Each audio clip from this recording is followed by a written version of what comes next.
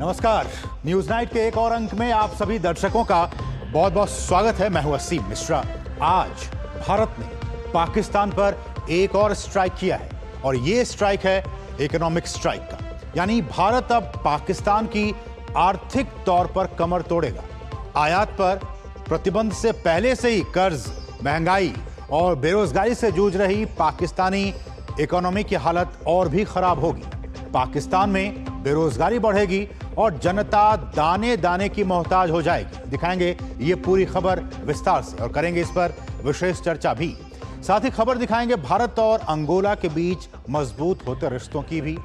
Web से जुड़ी खबरें भी आपको दिखाएंगे, लेकिन शुरुआत करना चाहेंगे सबसे पहले हेडलाइंस के साथ। पाकिस्तान पर प्रहार लगातार। भारत ने सभी तरह के आयात पर लगाया प्रतिबंध। समुद्री क्षेत्र भी पाकिस्तान के लिए बंद।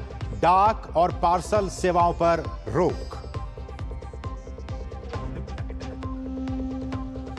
भारत और अंगोला के बीच पारंपरिक चिकित्सा, कृषि और संस्कृति के क्षेत्र में हुए समझौते। पीएम मोदी ने आतंकवाद को बताया मानवता के लिए सबसे बड़ा खतरा। अंगोला के राष्ट्रपति ने आतंकवाद के खिलाफ लड़ाई में भारत के साथ जताई एकजुटता।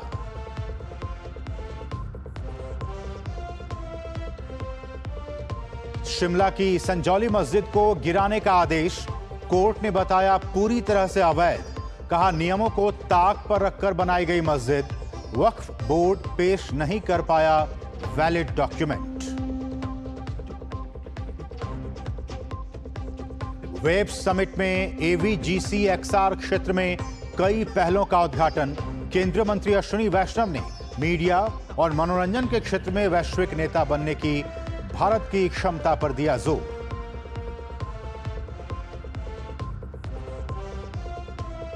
और एंथनी एल्बनीजी लगातार दूसरी बार चुने गए ऑस्ट्रेलिया के प्रधानमंत्री। 21 वर्षों में पहली बार मिली ऐसी जीत। पीएम मोदी ने एंथनी एल्बनीजी को दी बधाई।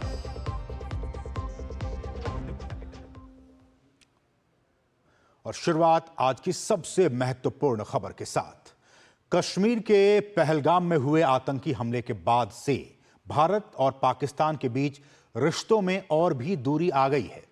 अब सरकार ने पाकिस्तान से भारत में आयातित या निर्यातित सभी वस्तुओं के आयात पर प्रतिबंध लगा दिया है। यह रोक सीधे तौर पर या किसी और तरीके से आने जाने वाले सभी सामानों पर लागू होगी। इससे दोनों देशों के बीच व्यापार लगभग बंद हो गया है। भारत का पाकिस्तान पर प्रहार। आयात निर्यात पर पूर्ण प्रतिबंध। समुद्री क्षेत्र बंद। डाक और पार्सल पर रोक। पहलगाम आतंकी हमले के बाद से भारत लगातार पाकिस्तान के खिलाफ कड़े फैसले ले रहा है। भारत जमीन, पानी और हवा हर मोर्चे पर पाकिस्तान को पटखनी देने के लिए कई सख्त कदम उठा रहा है। इसी कड़ी में भारत ने शनिवार को जहां पाकिस्तान के साथ सभी व्यापारिक संबंध तोड़ दिए, वहीं अपना समुद्री क्षेत्र भी पाकिस्तान के लिए बंद कर दिया और एयर स्पेस तो पहले ही बंद कर दिया था। भारत के केंद्रीय वाणिज्य और उद्योग मंत्रालय के अधीन विदेश व्यापार महानिदेशालय यानी डीजीएफटी ने नोटिफिकेशन जारी कर पाकिस्तान से व्यापारिक संबंध तोड़ने की बात कही है। आदेशों के मुताबिक अब पाकिस्तान से कोई भी चीज आयात या निर्यात नहीं होगी। प्रत्यक्ष, अप्रत्यक्ष या थर्ड पार्टी के जरिए होने वाले सभी तरह के आयात अगले आदेश तक प्रतिबंधित रहेंगे। यह फैसला फॉरेन ट्रेड पॉलिसी यानी एफटीपी 2023 में संशोधन कर लिया गया है। इस रोक के तहत अब पाकिस्तान से आने वाले किसी भी उत्पाद, चाहे वो सीधे आयात हो या किसी तीसरे देश के जरिए परोक्ष रूप से हो, इन सभी आयातों पर पूर्ण प्रतिबंध रहेगा। डीजीएफटी ने इस अधिसूचना में स्पष्ट किया कि यह फैसला राष्ट्रीय सुरक्षा और सार्वजनिक नीति के हित में लिया गया है। भाजपा ने पाकिस्तान से वस्तुओं के आयात और निर्यात पर रोक के फैसले का स्वागत किया है। यह कदम न केवल राष्ट्रीय सुरक्षा हितों के अनुरूप है, बल्कि देश के व्यापारिक समुदाय और आम नागरिकों की भावना का सम्मान भी करता है। मोदी सरकार का स्पष्ट संदेश है, जो आंत तक फैलाएगा वो भारत के बाजार में नहीं दिखा जाएगा। ये निर्णय केवल व्यापारिक नहीं है बल्कि राष्ट्रीय सुरक्षा और सम्मान का सवाल है। इस फैसले से पहले से ही कंगाल पाकिस्तान और भी कंगाल हो सकता है। व्यापार बंद होने का असर पाकिस्तान पर अधिक गंभीर पड़ेगा क्योंकि वो भारत से सस्ती और आवश्यक वस्तुओं के लिए निर्भर है।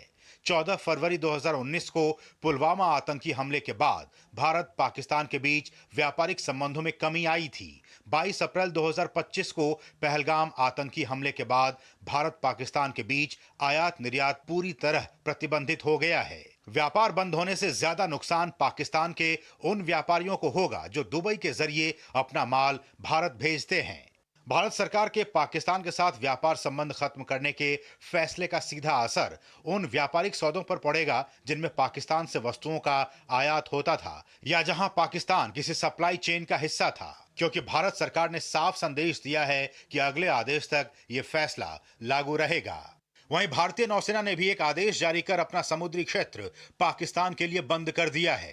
भारत सरकार के नौवहन महानिदेशालय ने आदेश जारी किए हैं। इन आदेशों के मुताबिक कोई भी जहाज जिस पर पाकिस्तान का झंडा लगा है वो भारत में किसी भी बंदरगाह पर नहीं आ सकेगा। कोई भी जहाज जिस पर भारत का झंडा लगा हो पाकिस्तान में किसी भी बंदरगाह पर नहीं जाएगा। वहीं भारत सरकार ने एक और बड़ी कार्रवाई करते हुए पाकिस्तान से आने वाले कोई भी डाक और पार्सल पर रोक लगा दी है।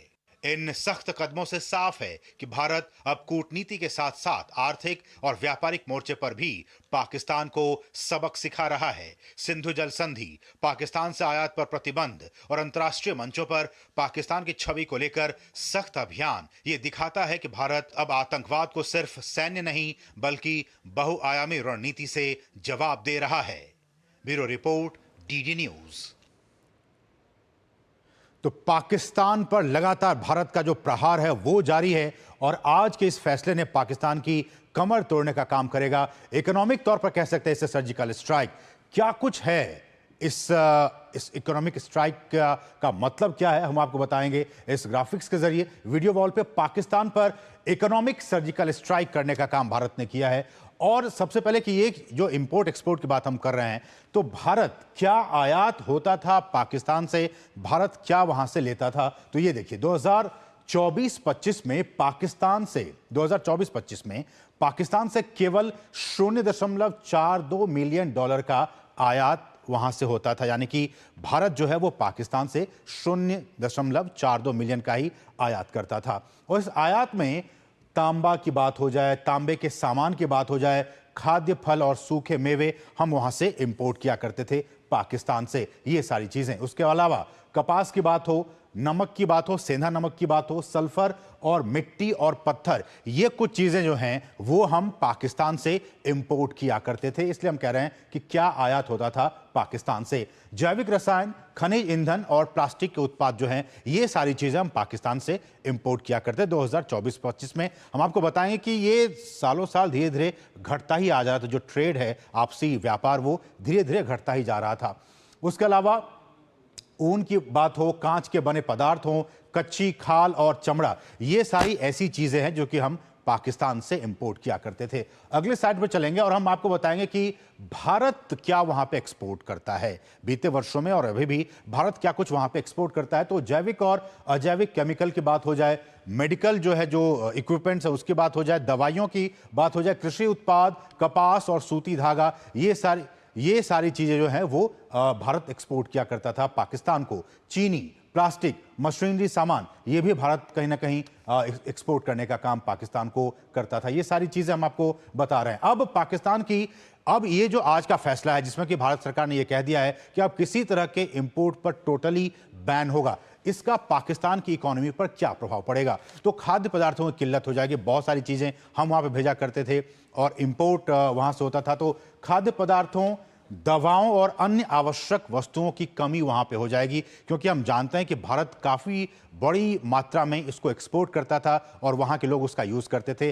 अब जबकि बैन लग गया है तो वहां पे अब ये सारी चीजें बहुत ही महंगी हो जाएंगी। वैकल्पिक स्रोत जैसे कि तुर्की, चीन या फिर यूएई से आयात करना पाकिस्तान के लिए काफ़ी महंगा हो जाएगा। भारत एक पड़ोसी मुल्क है, यहाँ से चीज़ें एक्सपोर्ट होने में जो रेट जो खर्च आता था उससे कहीं ज़्यादा खर्च अब बाकी जो तुर्की या फिर चीन या फिर यूएई से पाकिस्तान को इंपोर्ट करने पर होगा। इसलिए हम कह रहे हैं काफ़ी ज़्यादा उस पर वित्तीय बोझ बढ़ जाएगा, कीमतें बढ़ेंगी। जो आवश्यक चीज़ें हैं जो कि भारत भेजा करता था अब वहाँ पे नहीं भेजेगा, तो वहाँ पे जो चीज़ें हैं वो उसके बढ़ जाएंगी और जो इन्फ्लेशन है, मुद्रास्फीति, उसमें भी काफ़ी तेज़ी आएगी। लोग वहाँ पे काफ़ी परेशान हो जाएंगे। इसकी वजह से पाकिस्तान में, चूंकि हम मेडिसिन से भेजा करते थे, तो पाकिस्तान में दवाओं की कमी और जो कीमतें हैं उनमें भी काफ़ी वृद्धि होगी। ये सारी चीज़ें इकोनॉमिक, हम कह रहे हैं, स्ट्राइक के तौर पर इसे देखा जा रहा है।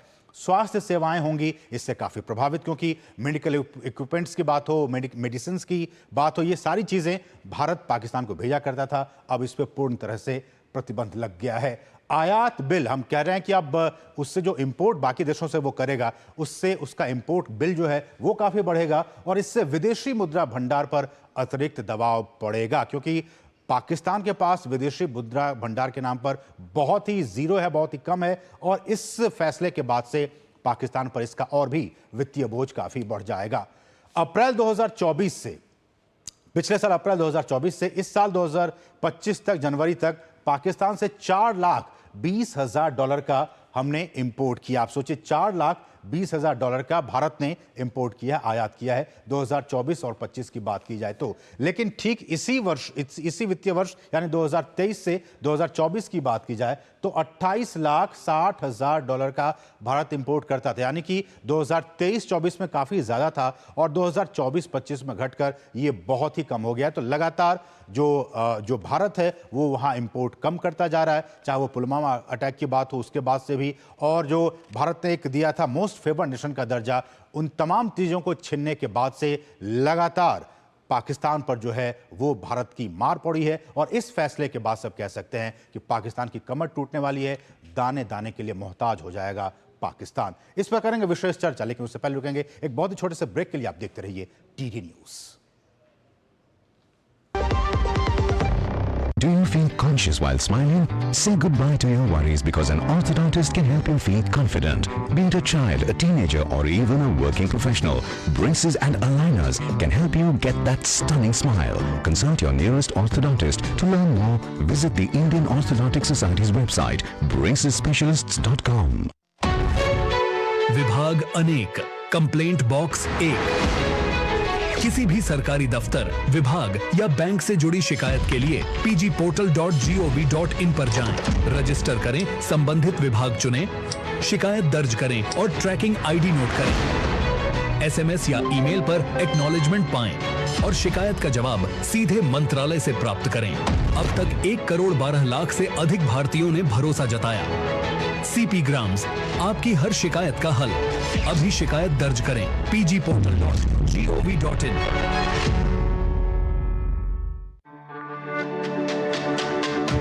मेरी पसंद, मेरी पसंद, मेरी पसंद, मेरी पसंद, हमारी पसंद, हम सबकी पसंद। मजबूत देश का मजबूत सरिया हो गया स्टील। जो लक्ष्य चुना था समझ आने लगा है। जीएलए यूनिवर्सिटी, उच्च लक्ष्य की निश्चित प्राप्ति।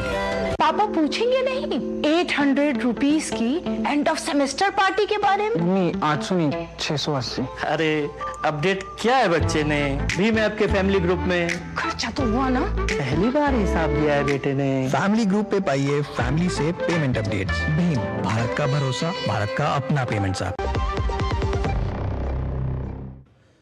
और ब्रेक के बाद आपका फिर से स्वागत है। और आज हमारा चर्चा का विषय विशेष आपकी टीवी स्क्रीन पर। हमारा आज का चर्चा का विषय पाकिस्तान पर आर्थिक प्रहार। जी हां, पाकिस्तान पर भारत ने किया है इकोनॉमिक सर्जिकल स्ट्राइक, आर्थिक प्रहार किया है।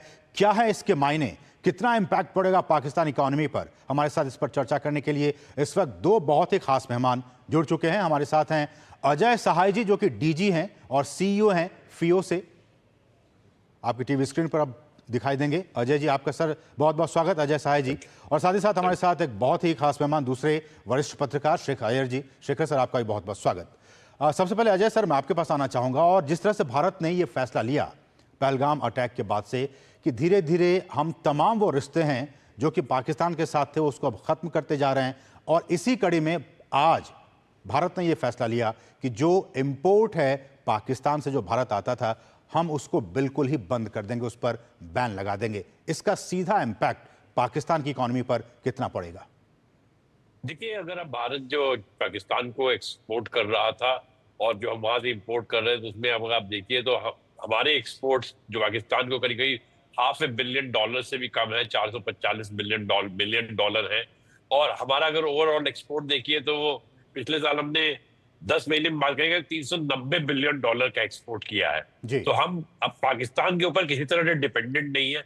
हमारे दो मेन आइटम जो एक्सपोर्ट के पाकिस्तान को, जो 100 बिलियन से ज्यादा है, वो फार्मास्यूटिकल्स है, ऑर्गेनिक केमिकल्स है।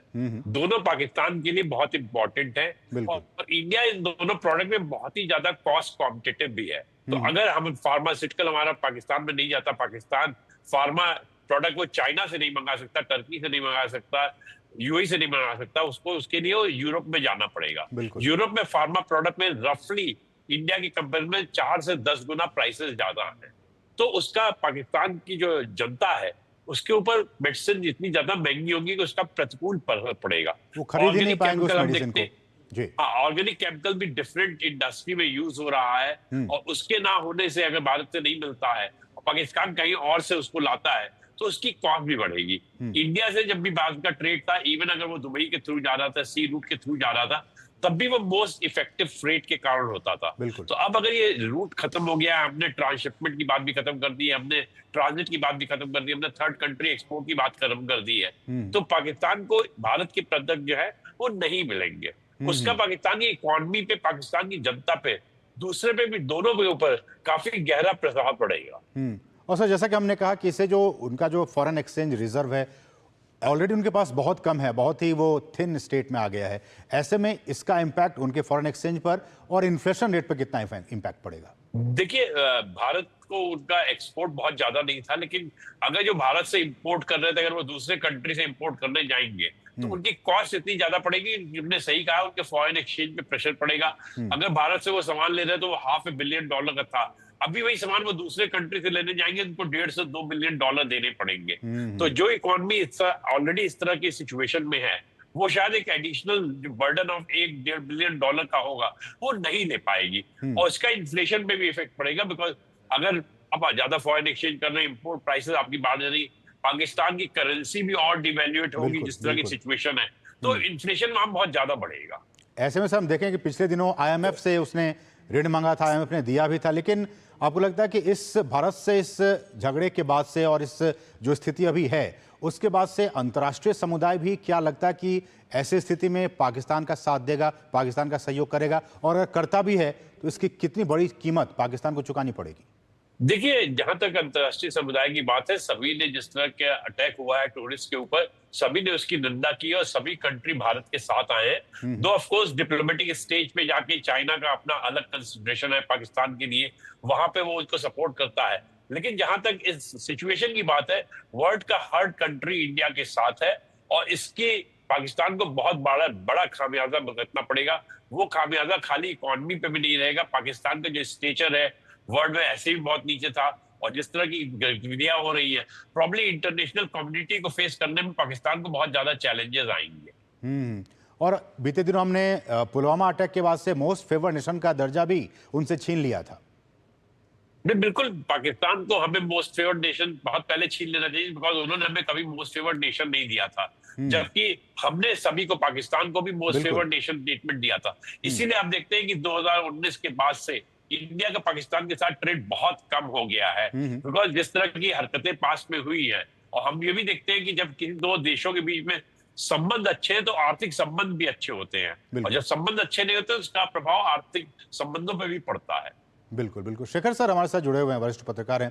शेखर सर, आप इस कदम को कैसे देखते हैं? लगातार भारत की कोशिश रही है कि पाकिस्तान को अलग थलग किया जाए, वीक किया जाए, कमजोर किया जाए, ताकि वो सुधरे, लेकिन वो सुधरने का नाम नहीं ले रहा। और इसी कड़ी में भारत ने एक और ये एक कोशिश की है कि उसको इकोनॉमिकली वीक किया जाए, उस पर चोट किया जाए, और जो जितने भी इंपोर्ट थे, एक्सपोर्ट थे, सब पर टोटल बैन लगा दिया गया है। कितना इंपैक्ट पड़ेगा पाकिस्तान पर? ये बहुत जबरदस्त इंपैक्ट होगा इसको। जैसे आपने सुर्खियों में कहा, ये इकोनॉमिक सर्जिकल स्ट्राइक है कि देखिए, जब आप कुछ समझ नहीं पा रहे हैं कि क्या हो रहा है अपने लोगों के साथ, अपने मुल्क के साथ, आप बिना समझे आप ये आतंकवाद फिर छेड़ रहे हैं। जब आपके देश के अंदर जो परिस्थिति क्या है, बलूचिस्तान में क्या है, सिंध में क्या हाल है, पंजाब, उनके पंजाब में क्या हाल है, आप बॉर्डर जो अफगानिस्तान बॉर्डर में क्या हाल है, ऐसे समय में जो वहां के जो सेनाओं की और सेना के जो जनरल्स हैं, उनकी जो हरकतें हैं जी, बिल्कुल पाकिस्तानी लोगों के खिलाफ है। वहां इतनी गरीबी है, ऐसे समय में हम किस तरह उनको समझाएं? देखिए, ऐसे समय में सारा विश्व देख रहा है कि भारत किस तरह प्रहार करेगा। क्या मिलिट्री स्ट्राइक होगा, क्या फिर दोबारा वॉर डिक्लेयर हो जाएगा, इस तरह की कई आंकड़े लग रहे हैं। लेकिन ये जो अभी अपनी हमारी सरकार की जो नई स्ट्रेटजी है कि जैसे प्रधानमंत्री ने कहा कि ऐसे उनको हम बताएंगे, समझाएंगे कि उनकी कल्पना से बाहर होगी। ये पहली बात है। देखिए, ये तो दूसरी बात है। पहली तो पानी थी, इंडस नदी का जो उस पर वाटर जो ट्रीटी को अबेंस में रखना, सस्पेंड करना, उसका भी असर तो पूरा अभी दिखाई नहीं दिया है। लेकिन आप देख रहे हैं कि वहां पे कितना हलचल हो गया है, उनकी मंत्रियों क्या क्या बोल रहे हैं, बयान आ रहे हैं। बिल्कुल बिल्कुल, मतलब बिना समझ, बिना कुछ, मतलब हमें हैरान हो रहा है कि भाई किस तरह की लीडरशिप है वहां पे, सेना का भी और सिविल लीडरशिप की। माने हम उनको सर दवाइयां भेज रहे हैं, मेडिसिन भेज रहे हैं, और बदले में वो हमें आतंकवादी भेज रहे हैं। देखिए, ये एक समय आ गया है, और बीच में भी आपने देखा होगा कितनी बार भारत के कारण से भारत ने विश्व में जाके समझाया बाकी देशों को, जो टेररिज्म कहीं भी हो विश्व में, उसका जड़ पाकिस्तान में कहीं भी हो। ये अभी तक पिछले 20 साल से हम देख रहे हैं। अब देखिए, जब पाकिस्तान कम से कम 4 बार FATF यानी financial action task force grey list में रह चुका है, मतलब 4 बार आके जा चुका है, और हर बार जाके IMF से भीख मांगने की हालत है। बिल्कुल, भाई हमें कुछ दे दो, हम ये हो जाएंगे। यही इसलिए सर मेरा सवाल होगा शेखर सर कि जो कंट्री, जो देश जो IMF की खैरात पर चल रहा हो, उस पर पल बढ़ रहा हो, वो देश आतंकवाद को वित्त पोषित कर रहा है। असीम जी, ये कदम उठा के हम उन देशों को भी बताना चाह रहे जो इनके बार बार इनकी सपोर्ट में बात करते हैं। बिल्कुल, ये बताने के लिए देखो, क्योंकि जब पैसे उनके पास नहीं होगा, वो आप ही के पास आएंगे।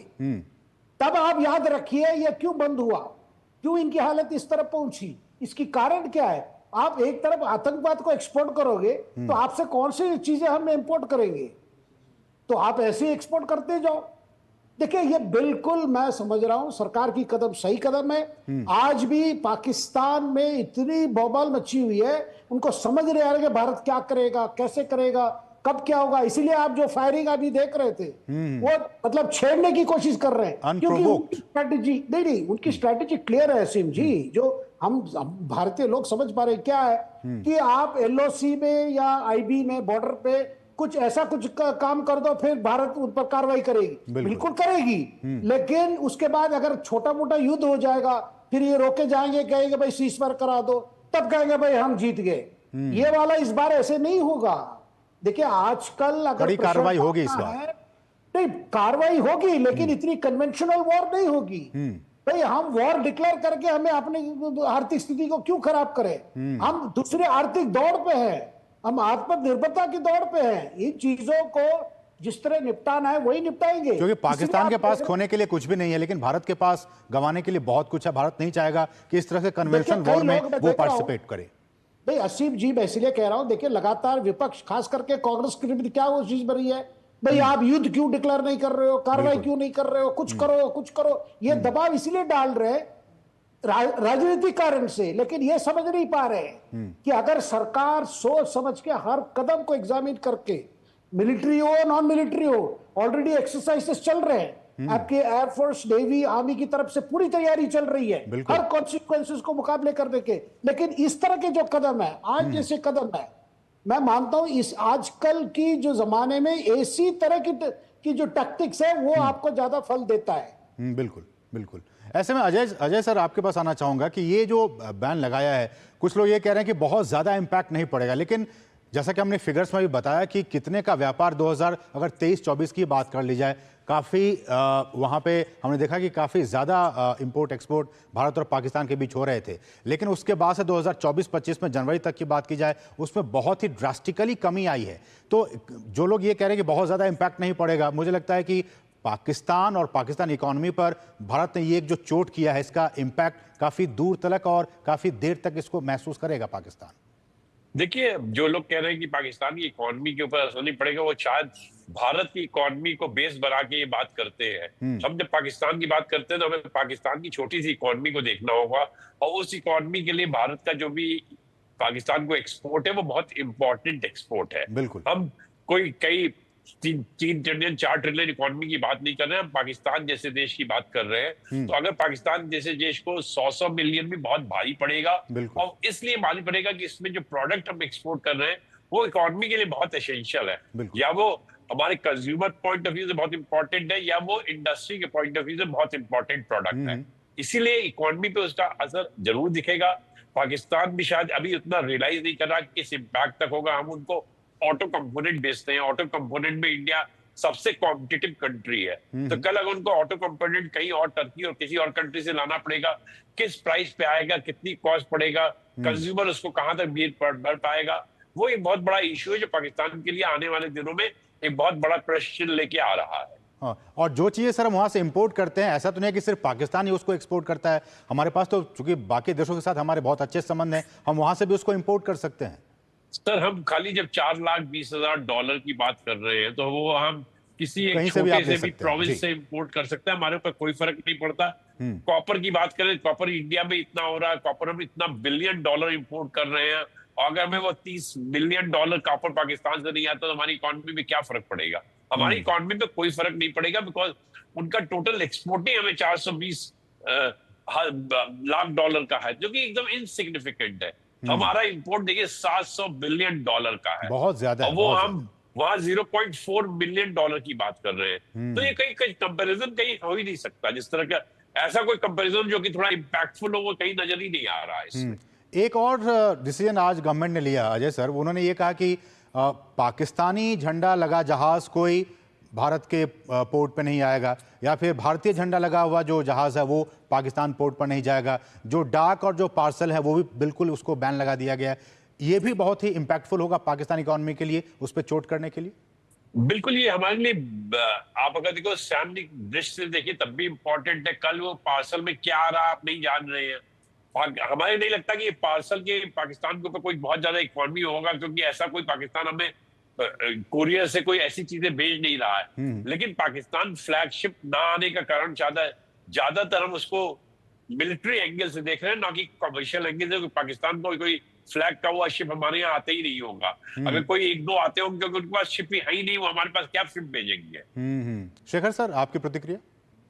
बिल्कुल, देखिए सुरक्षा का कारण ज्यादा है ऐसे समय में, क्योंकि ऐसे ही हम जानते हैं कि कई बार जितनी नारकोटिक्स की लैंडिंग्स हुई है, जो आप गुजरात में आपने देखा होगा, मतलब करोड़ों की मूल्य के जो नारकोटिक्स बार बार कोशिश भारत में डंप करने के लिए, वो भी एक प्रकार से हमारी सुरक्षा पर सवाल खड़ा करता है। ऐसे समय में जब सिचुएशन एक प्रकार से सीरियस बन गया है, इसमें सुरक्षा का कारण ज्यादा है, लेकिन आर्थिक कारण भी है, क्योंकि कुछ मतलब अभी ऐसा है कि पाकिस्तान भी, जब पाकिस्तान के शिप्स अगर कहीं श्रीलंका से कुछ इंपोर्ट एक्सपोर्ट ट्रेड में लगे हुए हैं, वो भी हमारे भारतीय वाटर्स पे आ नहीं सकते। बिल्कुल, ये भी उनके लिए भी कॉस्ट बढ़ेगा। तो कहीं ना कहीं बिल्कुल तो कहीं इंटरनेशनल वाटर्स भी जाना होगा। देखिए कोई भी अगर पाकिस्तानी वेसल्स के लिए कोई कभी डिस्ट्रेस में हो, तो भारतीय बंदर आना चाहते हैं तो नहीं आ पाएंगे। देखिए कई प्रैक्टिकल प्रॉब्लम्स होंगे, लेकिन ये प्रतिबंध का कारण ये है कि भी हम किसी प्रकार के संबंध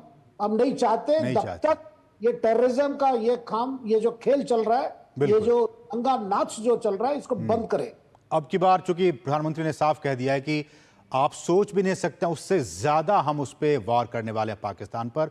तो हम देख रहे हैं कि उसी कड़ी में ये सारी चीज़ें हो रही हैं और पाकिस्तान के साथ किसी भी तरह के संबंध को अब बिल्कुल ही तोड़ा जा रहा है ताकि पाकिस्तान पर अलग अलग तरीके से चोट पहुंचाई जा सके।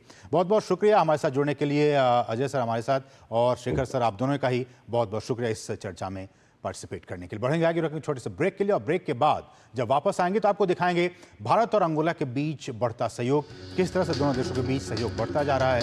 एक छोटे से ब्रेक के बाद ये खबर।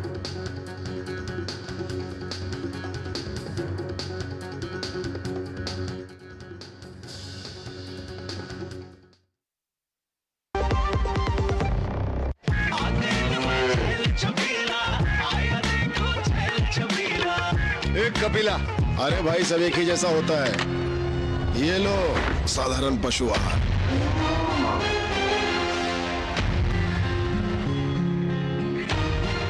इस देश की हर माँ, बच्चे, बूढ़े, जवान, खिलाड़ी, डॉक्टर, इंजीनियर, सबको गाय भैंस की दूध की शक्ति पर भरोसा है। पर जब इन पशुओं को कपिला पशु आहार मिलेगा तभी तो दूध सिर्फ ज्यादा ही नहीं, शक्ति से भरपूर भी होगा। और ये सच जानते हुए चंद पैसों के लिए तुम देश का भरोसा तोड़ दो। कपिला पशु आहार, देश का नंबर 1 पशु आहार। Do you feel conscious while smiling? Say goodbye to your worries because an orthodontist can help you feel confident. Be it a child, a teenager, or even a working professional, braces and aligners can help you get that stunning smile. Consult your nearest orthodontist. To learn more, visit the Indian Orthodontic Society's website, bracesspecialists.com. जो लक्ष्य चुना था समझ आने लगा है। GLA university, उच्च लक्ष्य की निश्चित प्राप्ति। जब धरती चीर कर निकलता है लोहे का पत्थर और मिलता है मोंगिया के जोश से, फिर तपता है, पिघलता है और बनता है फौलाद। अब होता है सरिया सारी खूबियों के साथ। मोंगिया स्टील, मजबूत देश का मजबूत सरिया। शादी का किचन महके जहां, गोल्डी किचन किंग मसाले हो वहां। गोल्डी लाई है फ्रेश लॉक टेक्नोलॉजी जो रखे मसालों को हर समय फ्रेश।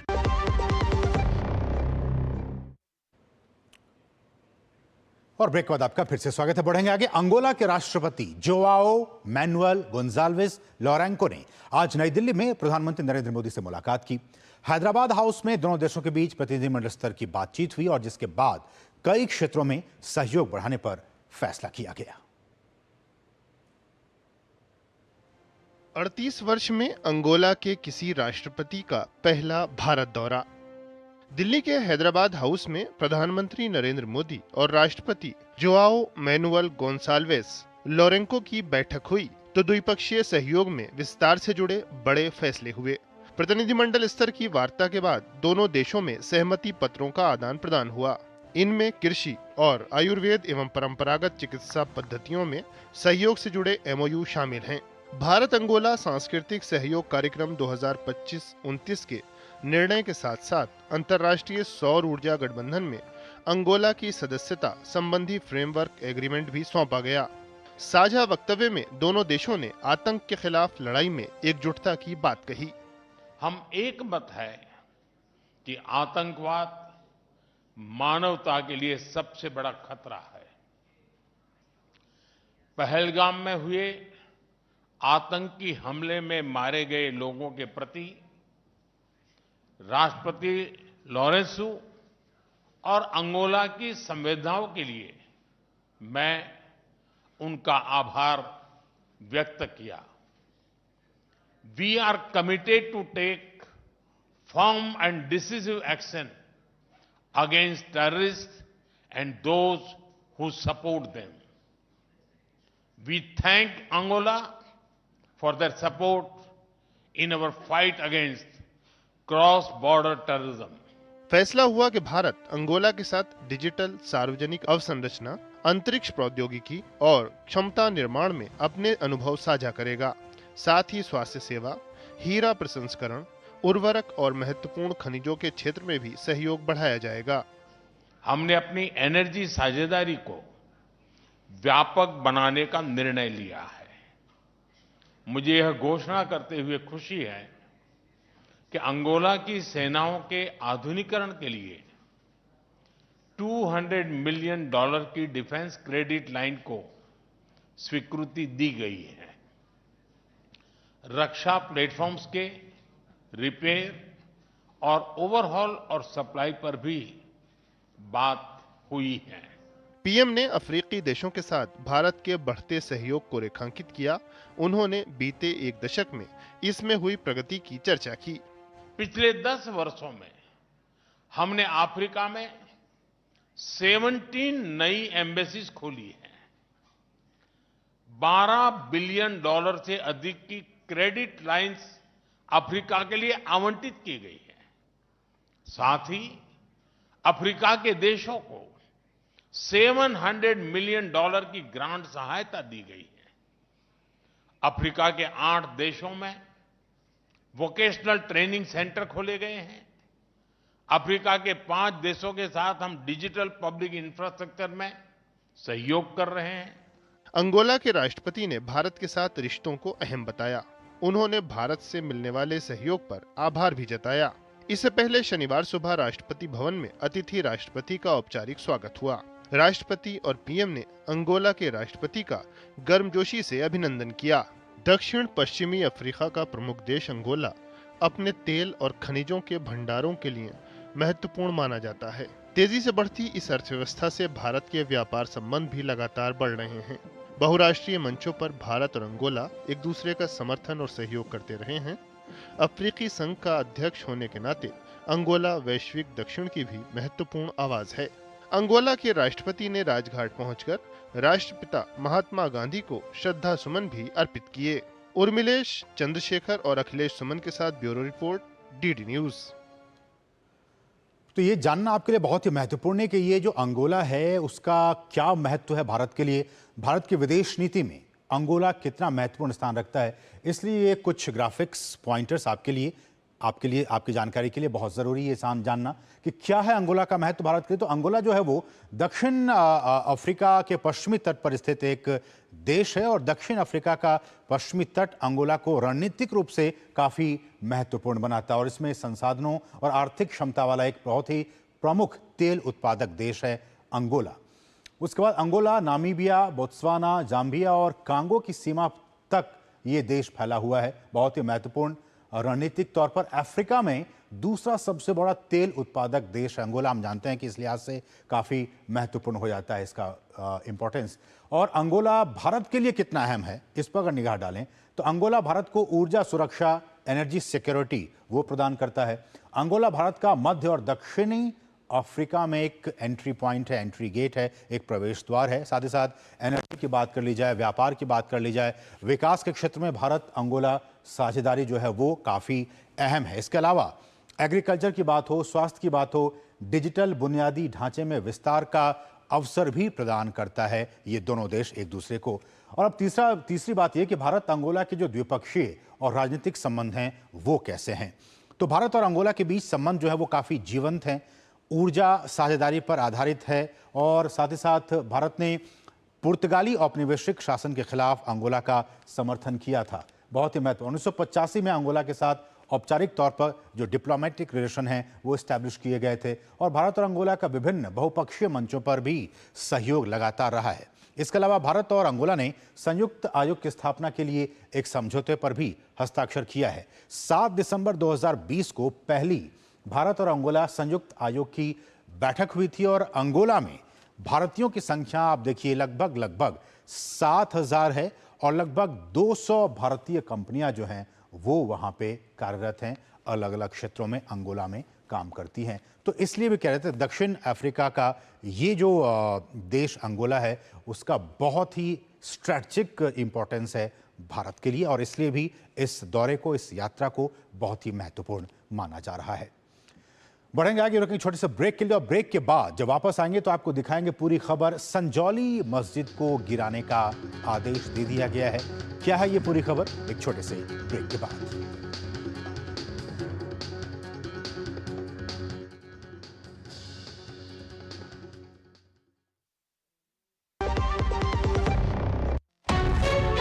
विभाग अनेक, कंप्लेंट बॉक्स 1, किसी भी सरकारी दफ्तर, विभाग या बैंक से जुड़ी शिकायत के लिए pgportal.gov.in पर जाएं, रजिस्टर करें, संबंधित विभाग चुनें, शिकायत दर्ज करें और ट्रैकिंग आईडी नोट करें।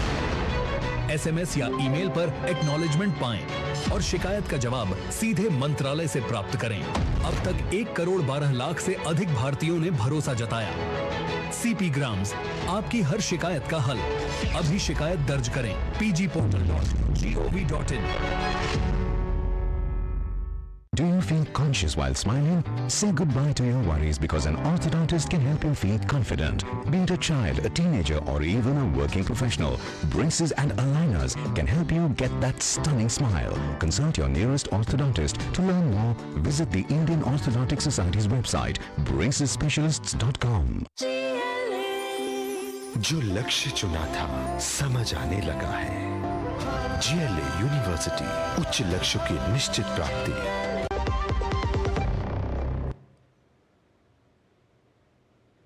और ब्रेक के बाद आपका फिर से स्वागत है। बढ़ेंगे आगे। हिमाचल प्रदेश की राजधानी शिमला के संजौली में बनी मस्जिद पूरी तरह से अवैध है और मस्जिद की सभी 4 इमारतें तोड़ी जाएंगी। शिमला नगर निगम की कमिश्नर कोर्ट ने अंतिम फैसला सुनाते हुए पूरी मस्जिद को अवैध माना और सभी मंजिलों को तोड़ने का निर्देश दिया है।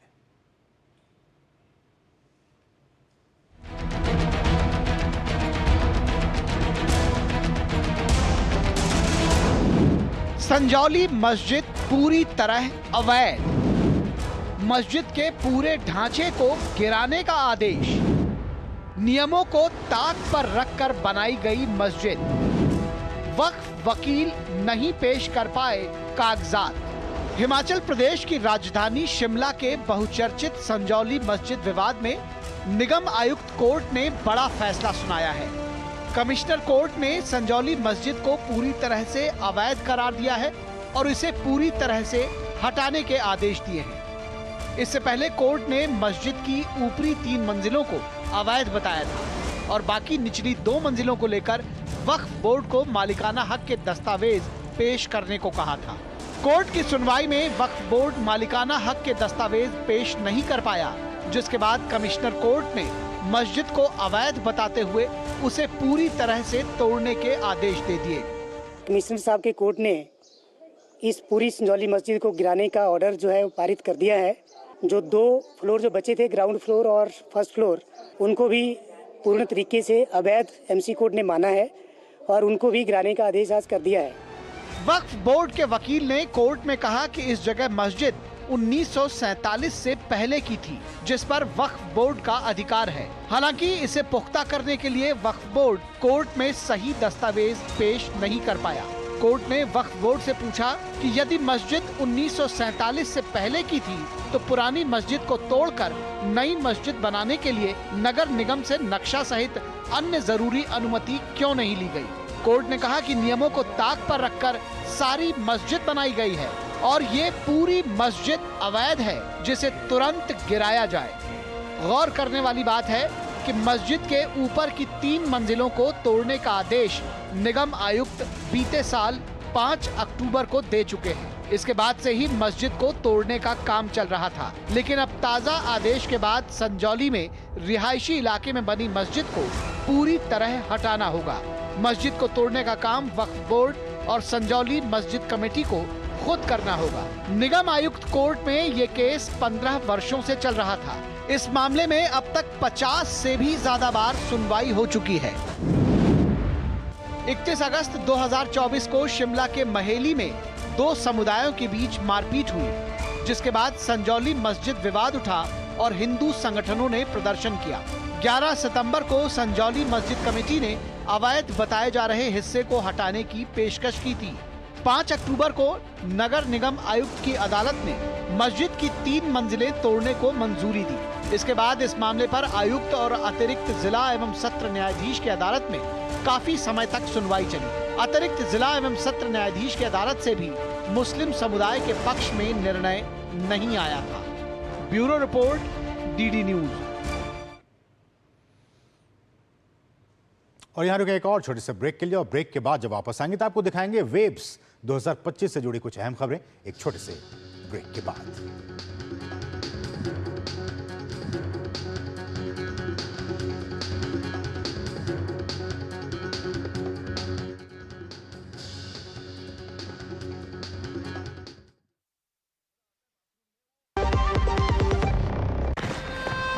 दीदी ये देख कैसे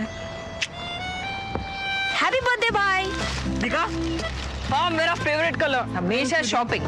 आई नो माँ, बट खर्चा करने की भी यही उम्र है, राइट? सेविंग करने की भी यही उम्र है। आई नो पा, सेव करो, सही जगह निवेश करो, रकम पर ब्याज मिलेगा, जिसे फिर से निवेश करने पर ब्याज मिलता रहेगा। आई नो ना। आरबीआई कहता है करो सही शुरुआत, बनो फाइनेंशियली स्मार्ट। मेरी पसंद। मेरी पसंद। मेरी पसंद। मेरी पसंद। हमारी पसंद। हम सबकी पसंद। मजबूत देश का मजबूत सरिया हो गया स्टील। जो लक्ष्य चुना था समझ आने लगा है। जीएलए यूनिवर्सिटी, उच्च लक्ष्यों की निश्चित प्राप्ति। और अब बात वेव्स 2025 की।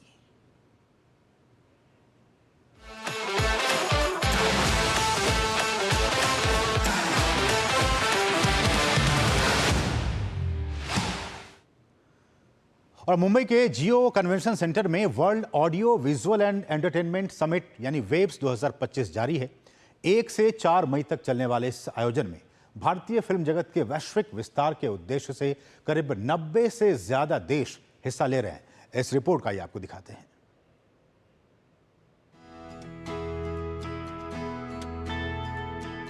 भारत को मीडिया, मनोरंजन और डिजिटल नवाचार के लिए एक वैश्विक केंद्र के रूप में स्थापित करने के उद्देश्य को लेकर चल रहे वेव्स 2025 के तीसरे दिन एक ऐतिहासिक पहल के तहत Indian institute of creative technology ने वैश्विक उद्योग जगत के प्रमुखों के साथ AVGC XR क्षेत्र में उच्च प्रभाव वाले सहयोग की एक श्रृंखला शुरू की। इन सहयोग का उद्देश्य मीडिया, मनोरंजन और इमर्सिव प्रौद्योगिकियों में वैश्विक केंद्र के रूप में भारत की स्थिति को मजबूत करना है। इस मौके पर केंद्रीय सूचना और प्रसारण मंत्री अश्विनी वैष्णव ने कहा कि भारत के पास मीडिया और मनोरंजन के क्षेत्र में अपार प्रतिभा और विकल्प के साथ वैश्विक नेतृत्व करने की असीम संभावना है। प्राइम मिनिस्टर साहब का जो विजन है, उस विजन के हिसाब से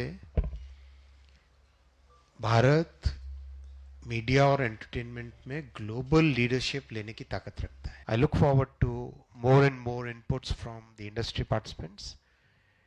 We are very open-minded government. Our Prime Minister always encourages us to listen and make the changes which are required for helping our youngsters, helping our talent find the right opportunities.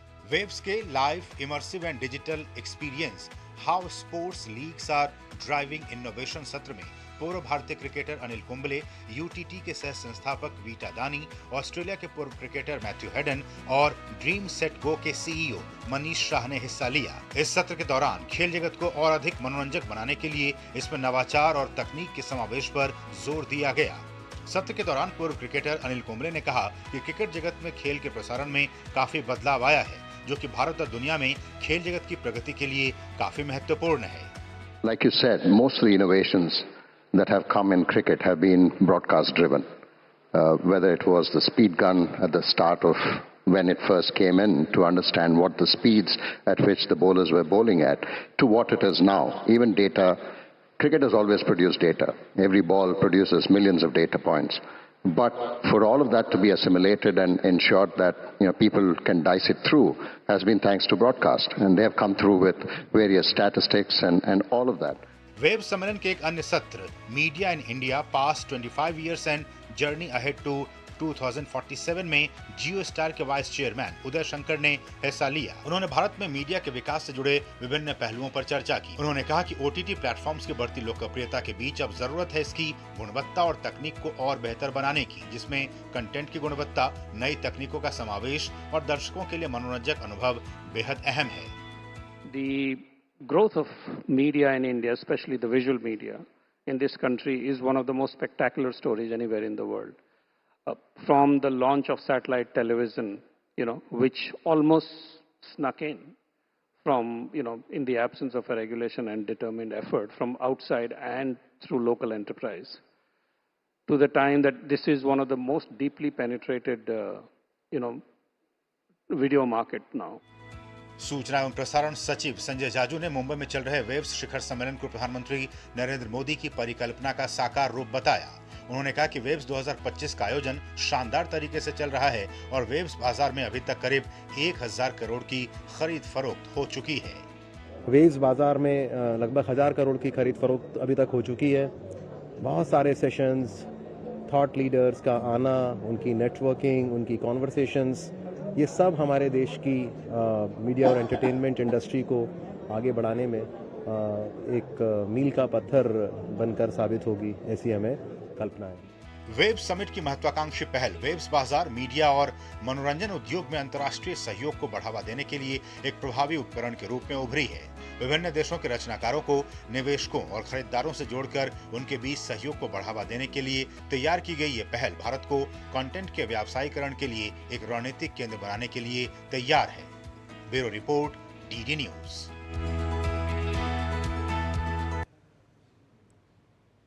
और waves 2025 में बड़ी संख्या में छात्र, innovators, content creators और आम जन पहुंच रहे हैं।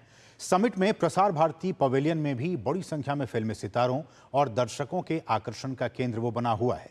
फिल्म अभिनेता आमिर खान भी शनिवार को प्रसार भारती पवेलियन पहुंचे। इस दौरान उन्होंने प्रसार भारती के सीईओ गौरव द्विवेदी से भी मुलाकात की।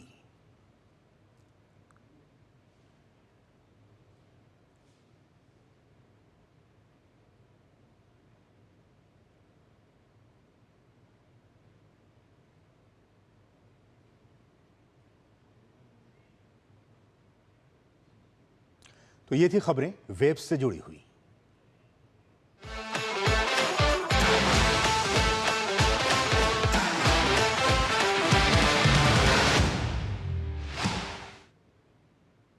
कुछ अंतर्राष्ट्रीय खबरें। ऑस्ट्रेलिया के प्रधानमंत्री एंथनी एल्बनीजी ने राष्ट्रीय चुनावों में शानदार जीत दर्ज की है। अब एंथनी एल्बनीजी की लेबर पार्टी चुनाव में बहुमत हासिल कर बिना किसी गठबंधन के अगली सरकार बनाएगी। एंथनी एल्बनीजी 21 वर्षों में लगातार 2 बार जीतने वाले पहले पीएम बन गए हैं। एल्बनीजी की अगुवाई में लेबर पार्टी ने इस चुनाव में जबरदस्त प्रदर्शन किया और विपक्षी गठबंधन को करारी शिकस्त दी है। इस चुनाव में ऑस्ट्रेलिया के मौजूदा प्रधानमंत्री एंथनी एल्बनीजी और विपक्ष के नेता पीटर डटन के बीच टक्कर मानी जा रही थी। लिबरल नेशनल गठबंधन के पीटर डटन ब्रिस्बेन में डिक्सन की अपनी सीट हार गए हैं। उन्हें लेबर पार्टी की अली फ्रांस ने हराकर बड़ा राजनीतिक उलटफेर किया है। सिडनी में लेबर पार्टी मुख्यालय में पार्टी कार्यकर्ताओं को संबोधित करते हुए एल्बनीजी ने कहा कि ऑस्ट्रेलियाई लोगों ने ऑस्ट्रेलियाई मूल्यों के लिए वोट दिया है।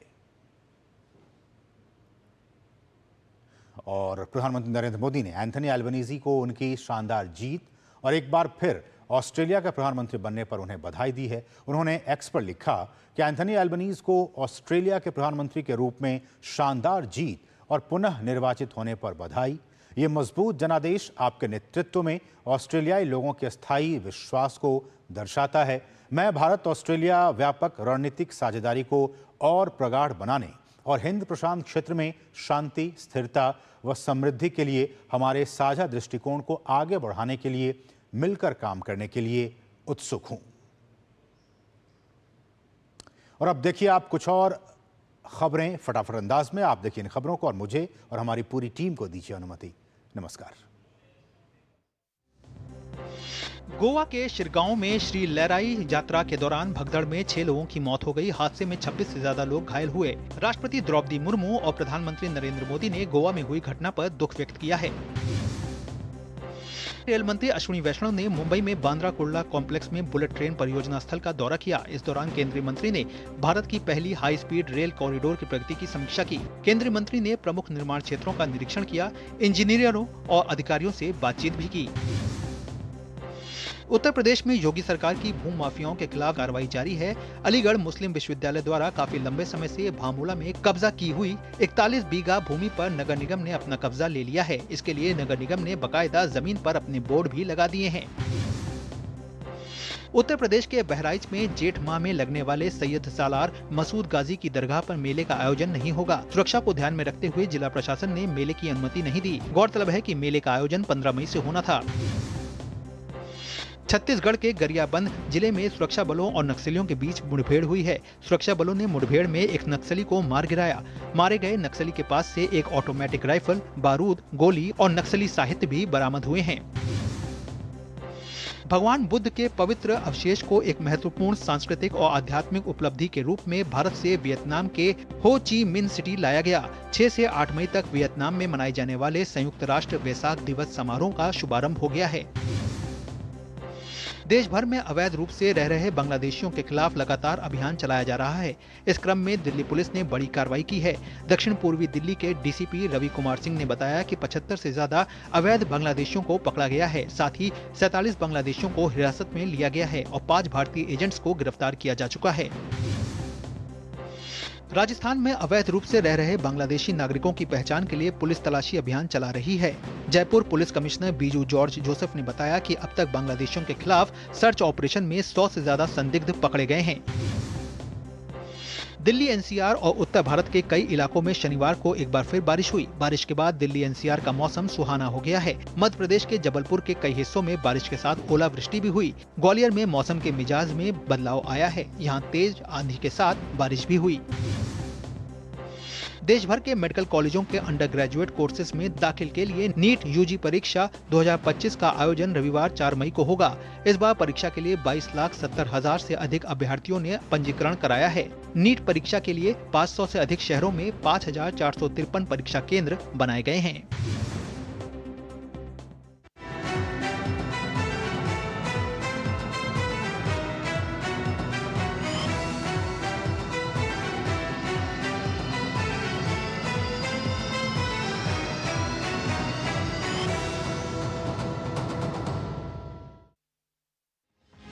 दिन भर की भाग दौड़ में जब छूट जाएं जरूरी खबरें, जब आप हो जल्दी में और जाननी हो हर खबर, जब फटाफट अंदाज में देखनी हो